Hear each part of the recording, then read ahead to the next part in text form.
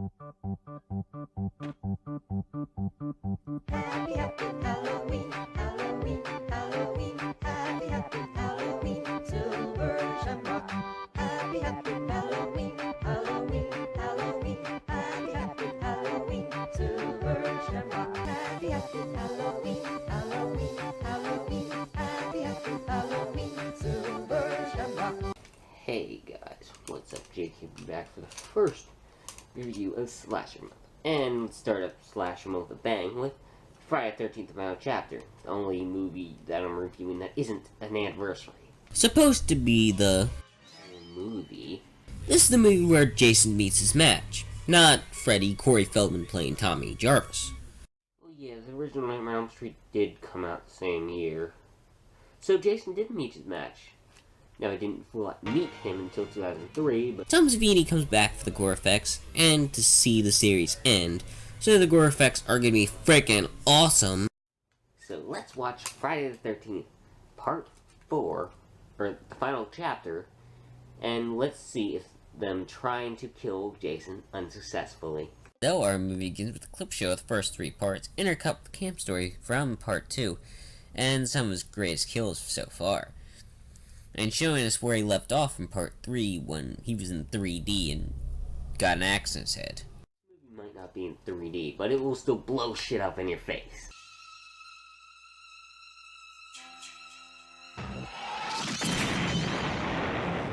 Yeah, that's the only explosion in the movie, so don't expect any more. Please, we don't have the budget. So we see a bunch of ambulances showing that, you know, they put a lot of money in this part. And we see from the last movie, Jason still has an axe in the head, so it hasn't been so long. And Jason still loves scaring people, even when he's dead. Yeah, Jason really is a cockblock. You'll see later. So they go down to the hospital, and they give his body to the sleazy Axel. Real cute girl. Was. Well, she still is. All you gotta do is go over there and take off your nice talk. You're gonna die first, aren't you?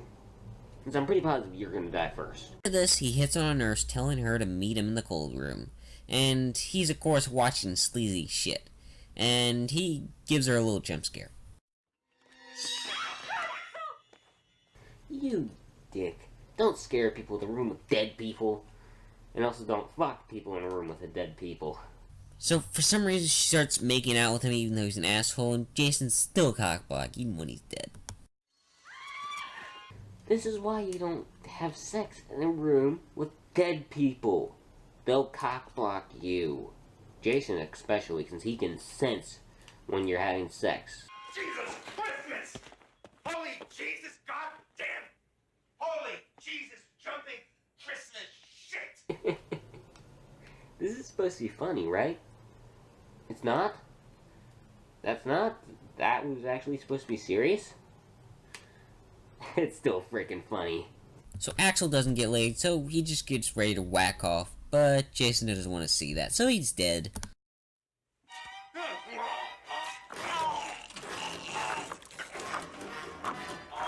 Yeah, Tom Savini is back. He's a motherfucking badass with his cool ass fucking effects. Yeah! So after this, Jason goes for the nurse to kill her.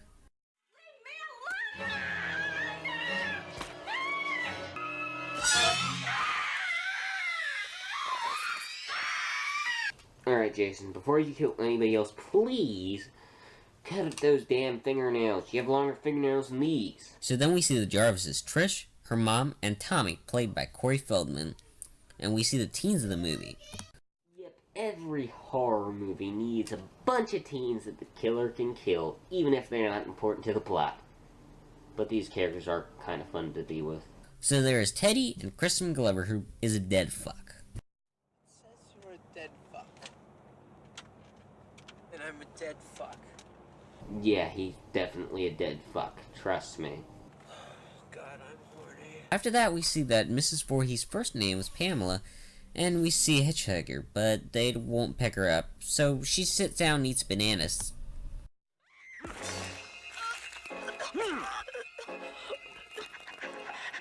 Ooh, I think that's the most disgusting death in this series, to be honest. Yeah, I think it is. After this, the teens finally get there, and Gordon goes home to them, and they introduce themselves. And we see the whore of the group and the shy girl, who wants to be laid, and after Tommy goes to sleep, he sees him fucking from across the street. But his mom shuts the blinds. Tommy, grab the lotion and open the blinds. The next day they talk about Jimbo finding someone new to fuck, so they introduce the twins. Originally, it was meant to be only one, but they learned she had a twin, so they added her into the movie.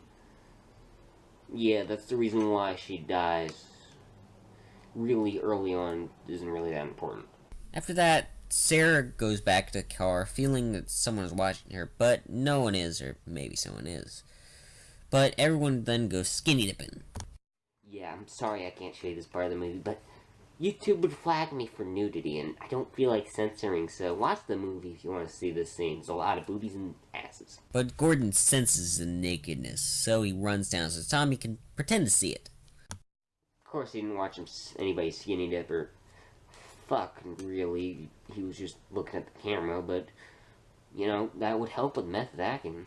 After this, the car breaks down, and Rob, a hitchhiker, helps him out by, starting the car back up. And he says he's hunting for something. Is there any kids, vacationers, people like that? Whoa, dude, sounds like you're gonna kill some teens yourself. That's a nice hobby. So they take the man inside and shows him all the cool shit that Tom Savini had lying around. Some of the shit that Tom Savini made for this movie. This is why Tom Savini is fucking awesome. These masks are cool. I wish I had them. I would wear them. After that, there's some music and Crispin Glover starts dancing all crappily.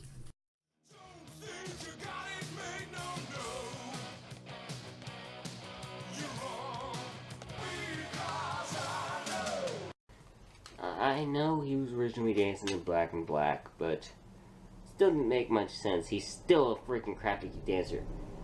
Glover, get some freaking dancing lessons, please. So then they play the slow song, and Teddy is turned down for this girl to go for the only guy that has a girlfriend. And the twins start a drink-off, with her dancing with Paul, so his girlfriend goes for a swim. Let's see now.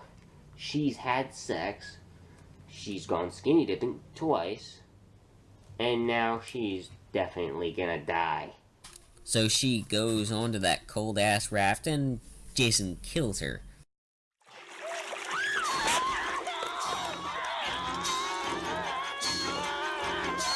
But the screaming needs a little bit of work.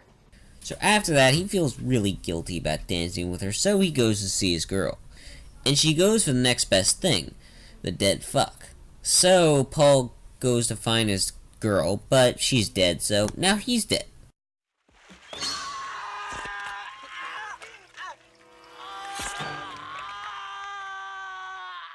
Oh, Jesus Christ, Jason. You just castrated a man. And Rob hears this, so he goes to check it out, but when he gets back, his gun is destroyed. Yeah, mainly because Jason is a zombie yet, and you gotta wait till part 6 for that. So after that, she goes to have sex with Jim, and Ted is really high as shit, like really, while watching porn, and her sis tells her she's gonna leave, but Jason is outside waiting for her.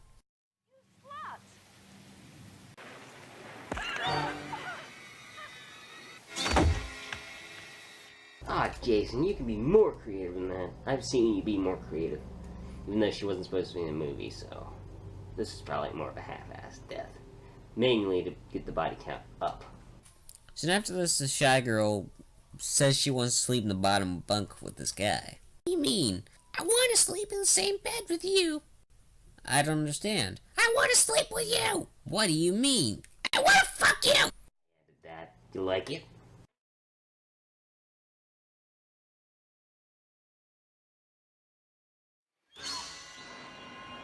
Yeah, off-screen deaths kind of suck, but they don't even show her body. So that's pretty fucking shitty. They did show an alternate ending, but that's an alternate ending, not in the final film. So they never show Tommy her body or anything like that. Except in the Tommy tapes. So then after this, they go home, not to find their mom, so Trish go looking for her. And then she finds that tent from earlier, but someone is behind her to kill her. What the hell are you doing you trying to do? Kill me? Dude, why'd you open your freaking tent like that? You gotta pay for that, you know. 'Cause she ain't paying. After this, Jim asks if he was a dead fuck. She thinks she was incredible, but Hey, Ted, where the hell's corkscrew?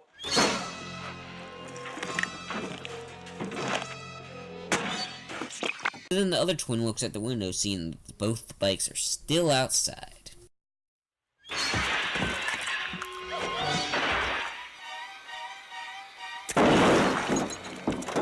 You know, she might be alive still, but she's probably dead since she isn't the final girl. And most people in the series, unless it's the final girl, would survive this.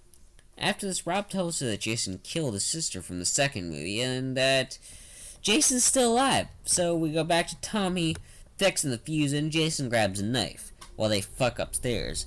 And the protector is cut, so someone's gonna die.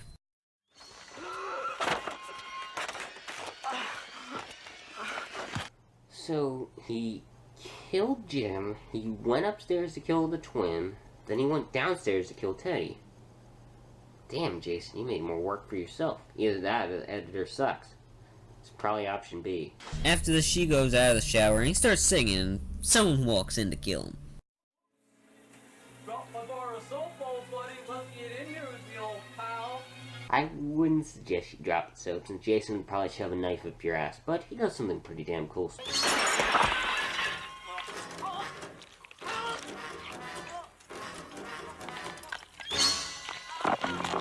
Damn, he crushed the shit out of him. So then there's one final girl left, but she had sex, so she's dead as shit.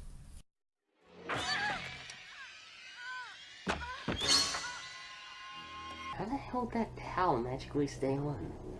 Whatever. After this, they get back and Jason cuts the power lines for them to look for the teens. But the dog, for some reason, to jump out the window. I guess the dog wanted to be out of the movie, I don't know. So then she finds a dead body, so she goes to get Rob, but he forgot something, so he goes back for it.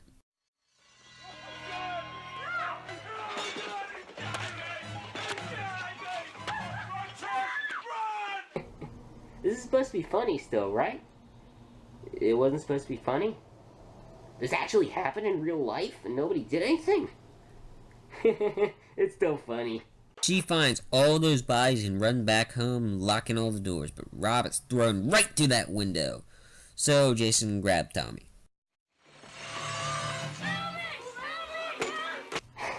I love this is real fear in Corey Feldman's face, since he annoyed the shit out of Ted White. It's freaking funny. That's the reason why it's in my intro, since... She puts a hammer in her head, and they lock themselves in Tommy's room to be trapped. But she throws a TV on his head, so then he's fine because this is Jason Voorhees. Trust me, he's taken much worse ahead, like an axe. This is like a baseball being hit to his head. It would hurt for a few seconds, but you can get back up from it. So, since he's still pissed about getting a TV to his head, he chases her back to the teen's house for her to be cornered.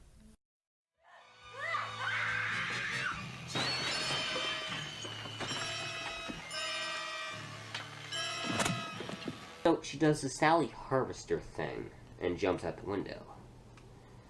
Yeah, if she wasn't the final girl, she would be dead. But she is a final girl, so she lived. So they go back to the Jarvis house for her to keep him back with a machete, but Tommy cut his hair, distracting him long enough to take his mask off.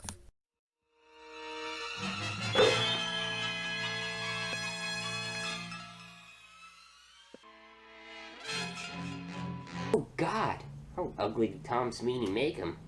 Well, I guess he has been dead for a few hours, so... he would look pretty damn ugly.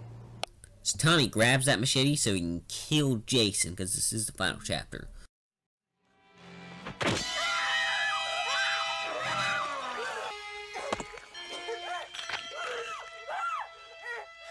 Holy crap, he's dead. Tom Savini, you really wanted to kill Jason. But he'd only be dead for 2 years, since Part 5 didn't do too good.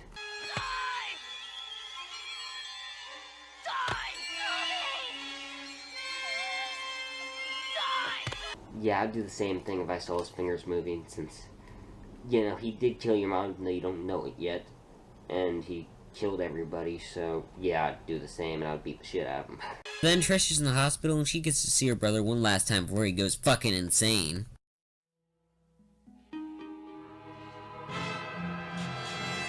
And now, Tommy will be the killer. Nah, I'm just kidding. They screw him over so they can bring Jason back. Tommy will become more of a hero. Even though in the 5th movie he's kind of insane, but that didn't do so good, so. So that was Friday the 13th, the final chapter. And I do like it. It's definitely the best in the series. It's really good. Friday the 13th, the final chapter is fucking awesome. With some actual character development, which you wouldn't normally see in a slasher. Then you also got some pretty good characters. You got Jason being awesome, some awesome gore effects by Tom Savini.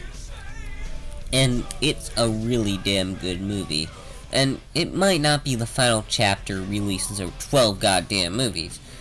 But it's still a good movie, even if the sequels kinda suck after a while. But it's a good movie. I give Friday the 13th, the final chapter, a 5 out of 5. So, that was my review of Friday the 13th, the final chapter. And, like I said, it's good. So, next week we'll be looking at, I guess, something to do with Halloween. I don't know. Almighty's back. He's the man behind the mask. And he's out of control. He's back. The man behind the mask. And he crawled out of his home. Don't think you got it made, no. You're wrong. And I'm a dead fuck.